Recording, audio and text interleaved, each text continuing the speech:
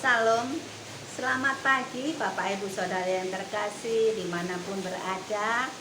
Salam damai sejahtera dan salam sehat selalu. Hari ini saya terberkati dari jadwal pembacaan Kembar kita yang terambil dari surat Roma pasal 6. Tetapi saya akan membagikan dari ayat 3 sampai ayat 5. Demikian bunyi firman Tuhan. Atau tidak tahukah kamu bahwa kita semua yang telah dibaptis dalam Kristus telah dibaptis dalam kematiannya?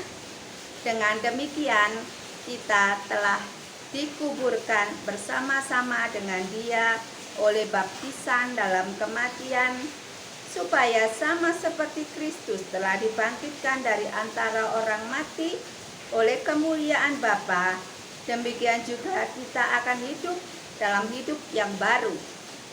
Sebab jika kita telah menjadi satu dengan apa yang sama dengan kematiannya, kita juga akan menjadi satu dengan apa yang sama dengan kebangkitannya. Bapak Ibu Saudara yang terkasih, kita tahu bahwa Tuhan kita, Tuhan Yesus Kristus, sebelum kematiannya dan kebangkitannya, Dia hidup sebagai manusia dalam segala hal disamakan dengan kita. Jadi Tuhan Yesus bisa merasakan sakit, bisa merasakan sedih, dan bisa juga Dia melakukan dosa. Namun Tuhan Yesus memilih tidak melakukan dosa, tetapi Dia memilih taat melakukan kehendak Bapa dan menyelesaikan tugas pekerjaan yang dibebankan oleh Bapa kepadanya. Taat sampai mati, bahkan mati di kayu salib. Kita sebagai orang-orang yang telah percaya kepada Tuhan Yesus dan dibaptiskan dalam nama Kristus, seharusnya kita juga meneladani apa yang telah dilakukan Tuhan Yesus. Pada waktu Tuhan Yesus hidup di dunia ini sebagai manusia, Dia mentaati hukum Taurat. Tuhan Yesus mengatakan Dia tidak meniadakan hukum Taurat, tetapi Dia datang untuk menggenapi. Pada waktu itu Dia juga mengikuti baptisan air yang dibaptis oleh Yohanes Pembaptis. Dengan jalan itu Dia meneladankan kepada kita bahwa Dia telah mentaati hukum Taurat. Dengan Dia dibaptis menunjukkan bahwa Dia mau mati bagi dosa. Dia mau taat, mentaati hukum Taurat, dan Dia mau melakukan kehendak Bapa. Kita sebagai orang yang percaya kepada Tuhan Yesus, di dalam Roma tadi dikatakan bahwa kita juga harus mati seperti Tuhan Yesus. Artinya kita mati bagi dosa. Orang yang mati tentu tidak bisa melakukan dosa lagi. Rasul Paulus juga mengatakan demikian. Dan seharusnya walaupun kita hidup di dunia ini, banyak godaan, banyak peluang untuk kita melakukan dosa.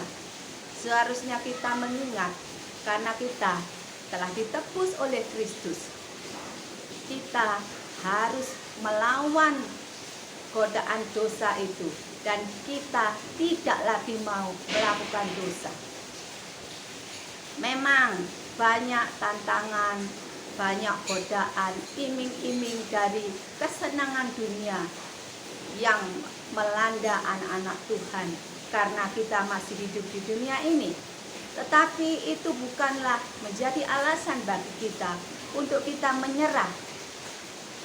Tuhan ingin supaya setelah kita percaya kepada Tuhan Yesus, kita mengalami pembaharuan akal budi kita, sehingga pikiran kita tidak lagi hanya tertuju pada kesenangan dunia yang menyeret kepada dosa, tetapi pikiran kita arahkan kepada kepentingan Tuhan dan kerajaannya. Biarlah kita mau belajar melalui firman Tuhan bahwa kita walaupun masih hidup di dunia ini, kita harus berusaha mengikis kedagingan kita, mematikan hasrat dosa yang masih berlomba di dalam diri kita. Karena kita ini adalah manusia yang berdosa, masih ada kodrat dosa di dalam diri kita. Tetapi kita diberi kuasa oleh Tuhan, yaitu firman dan Roh Kudusnya, supaya kita mematikan kodrat dosa itu secara bertahap. Kita harus berubah dari manusia yang berkodrat dosa menjadi manusia yang berkodrat ilahi. Jika kita mau berusaha dengan keinginan yang kuat, kita mau berjuang, Tuhan akan memberi kita kemampuan dan kita akan mengalami kemenangan untuk melawan dosa. Kita tidak bisa menyerah begitu saja.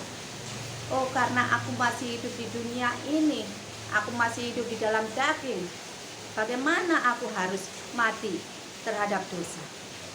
Kita tidak boleh demikian, saudaraku. Mari kita mematikan keinginan-keinginan daging kita sehingga kita menjadi manusia baru, seperti yang dikatakan di dalam firman Tuhan.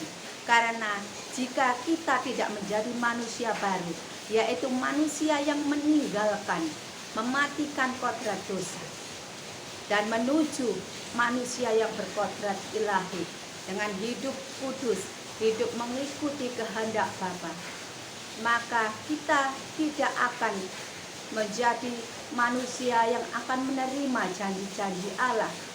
Kita tidak akan turut dibangkitkan, karena dikatakan tadi, jika kita tidak mati bersama Tuhan Yesus, kita tidak akan dibangkitkan.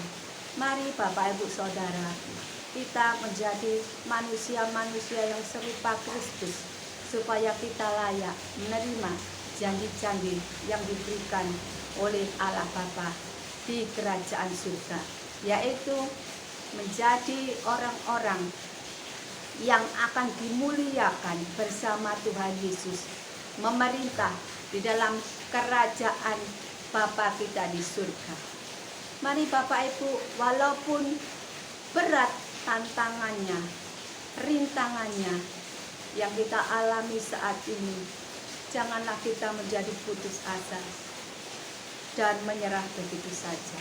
Tuhan ingin kita berjuang seperti Dia berjuang menyelesaikan tugas dari Bapa, walaupun Dia harus melalui via dolorosa yang berat. Dia tetap melangkah dan menyelesaikan pekerjaannya sampai akhir. Tuhan rindu kita semua juga seperti Dia, tidak menyerah, berjuang sampai akhir, sampai mati, selama nafas masih ada.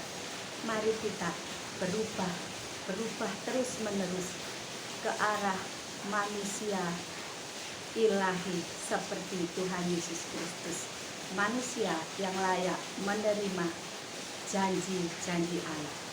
Demikian Bapak Ibu Saudara, renungan pada pagi hari ini.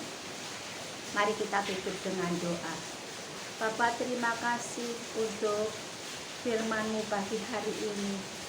Engkau mengingatkan kepada kami, jika kami telah dibaptis dalam nama Tuhan Yesus Kristus, maka kami adalah orang yang sudah mati bagi dosa. Tuhan, kami rindu untuk bisa mati terhadap dosa, dan kami mau hidup untuk Kristus, hidup untuk kemuliaan Bapa. Tolonglah kami Bapa, dan kami percaya dengan firman Tuhan yang telah Engkau berikan kepada kami dan Roh Kudus yang selalu menyertai kami akan dimampukan menjadi manusia-manusia ilahi yang layak dibangkitkan bersama-sama dengan Kristus dan menerima janji Allah, turut memerintah bersama Tuhan Yesus dalam kerajaan Bapa yang mulia. Berkati saudara-saudara kami dimanapun berada.